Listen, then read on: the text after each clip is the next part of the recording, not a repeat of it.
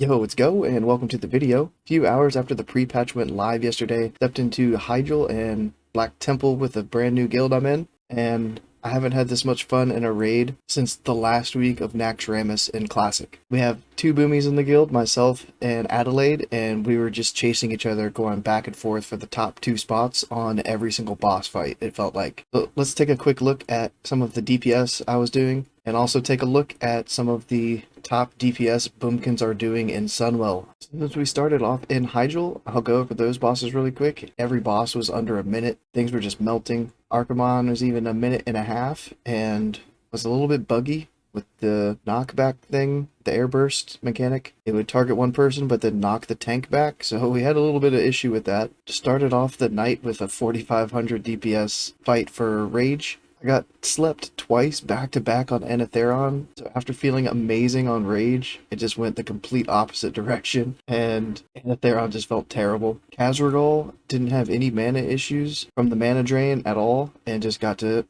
pump for almost a minute straight and just shy of 5k DPS. Asgalore I did get silenced once or twice, but still was pumping. And then Archimonde with a couple of like weird mechanics, like with the knockback, knocking the tank back. With the positioning of the boss was hard to stay in range and spread out a little bit. So I only got 2800 DPS, but I imagine 3500, 4k people could do if that actually is a bug and gets fixed. So over onto Black Temple.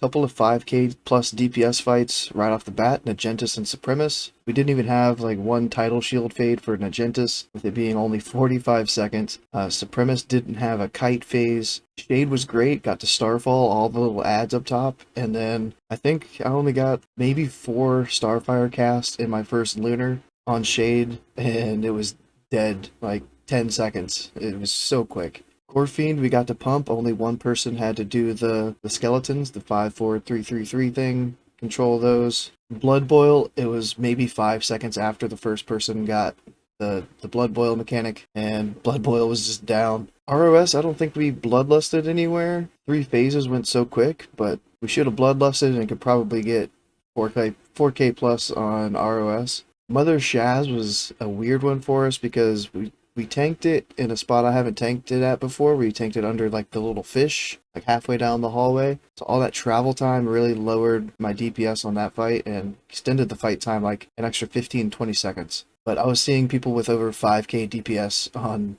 Mother Shaz already. Council, we had a bit longer of a fight as well compared to some of the other parses I've seen. Not making any excuses for why I'm only 18th out of the 100 people that have ran Black Temple right now, but still getting 3k plus DPS on Council feels really good. And then 2200 DPS on Illidan. I was a bit threat capped on phase 1. I was really trying to like push it, but had to hit that throttle so I didn't rip aggro my first raid night with a new guild. Everybody's learning their class, so this was a nice warm-up for us to get ready to go into Sunwell on Thursday.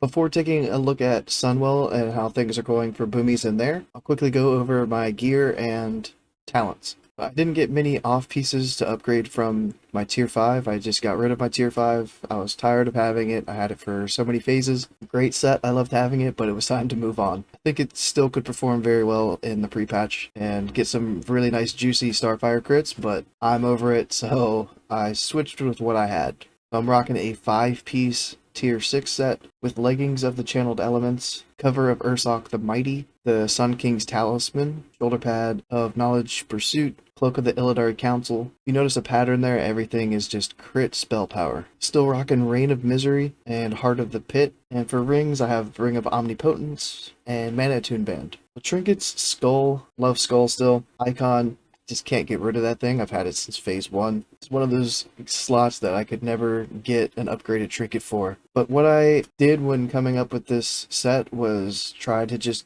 barely get over the hit cap, which for Horde is 10% from your gear, 4% from your talents of Balance of Power, and then the last 3% is from Improved Fairy Fire. So on 80 upgrades on the sheet, it says 14.07, and then the last 3% is from that Fairy Fire. After I got the hit cap, I balanced around the haste rating of 193. So I do have some haste gems in my gear just to get up to that cap. And then I have one crit spell power. It's after I got that hit or that haste soft cap, I went 1 gem for crit because that's all I had left. I threw spell pen on my cloak instead of the 2% threat reduction. Don't know if that helped at all. I don't know if that whole part of the mechanics of the bosses has changed where the spell pen is beneficial, but I threw it on there anyways. Chest, you could switch it to spirit, 15 spirit instead of 6 to stats, but I just left the 6 to stats on there. I've got the 6 spell power, 5 spirit purple gems for my 2 blue sockets, 40 spell power on my weapon. I enchanted it with healing before the pre-patch went live, and it's showing 43 spell power, so I think that's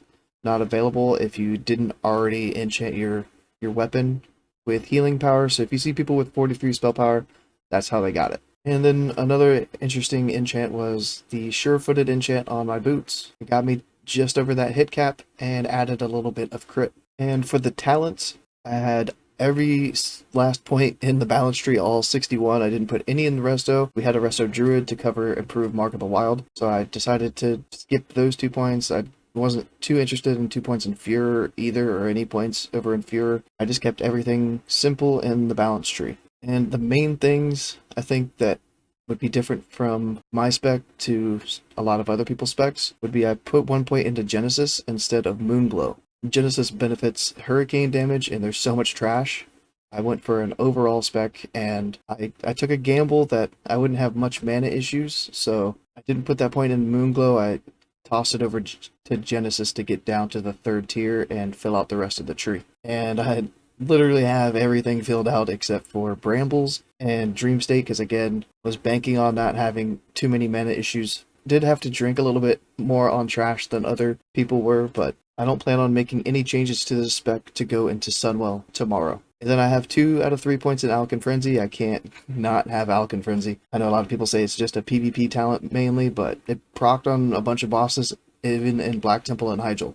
And for the glyphs, I went with Glyph of Moonfire and Glyph of Starfire. I think they pair really well together, especially with having 2-piece tier 6, Nature's Splendor. All those together add a lot of extra ticks of damage to the Moonfire.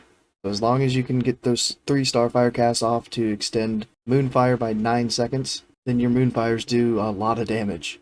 You could switch Starfire to Insect Swarm depending on how you want to do your rotation, but these 2 just worked out for me. Before looking at the boss by boss of Sunwell, we start off looking at the complete raids, and from what I've seen from last night before I went to bed and since I've woken up this morning is Rogues and Arcane Mages are just destroying every single boss fight. But not too far down the list, we start seeing a lot of Boomkins. Skipping over Caligos, because those logs are never accurate. We have Brutalis with Kalsgomo, sorry if I mispronounced that, with a solid 4500 DPS for Brutalis, with a minute 42 fight duration. On to Felmist. Going off the fight times from almost everybody, it looks like everybody had like 1 air phase and just killed Felmist as soon as she landed. Because a lot of them were like a 309-minute fight, somewhere around that. And Lollipops with a solid 2650 DPS and an impressive 152 eye level. Eridar Twins, I'm kind of nervous of myself, but a minute and 15 seconds, 4368 DPS, a couple others over 4k. Boomies are just blasting. Muru, some more over 4k. Lotus up on top with 4556, minute and 36 second Muru. And KJ, we're even seeing 4500 plus DPS a couple of times. Lotus back there in second, but can't milk dose on top with Quagseye and Icon. So hopefully that gives you an idea of what kind of DPS you can be doing if you haven't been able to step into a raid yet. Keep an eye out for some 4k, 5k plus DPS. And lastly, the rotation that I was using basically was I was still just used to putting up Fairy Fire.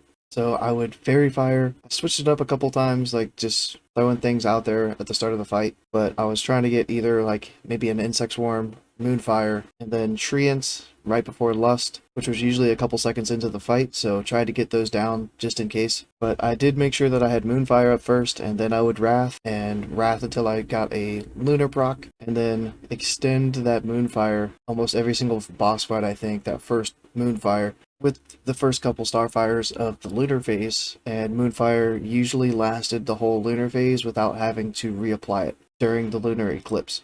Also was usually Starfalling right off the bat, So it was something like Fairy Fire, Treant, Starfall, Moonfire, Wrath until Lunar, Starfire. After Lunar would expire, I would just keep Starfiring until I got a Solar proc and then apply Insect Swarm. That was the only time I was putting Insect Swarm up, or if I had to move. And then just Wrath during the Solar, rinse and repeat. If you've tried any other specs and have been pumping out 4 or 5k plus DPS, then let me know your rotation down below, share it with everybody. I know everybody's going to have their own rotation, and I can't wait to see like what ends up coming out on top of the pre-patch. Thanks for watching. Tune in on Thursday if you want to see some live Sunwell Boomie action.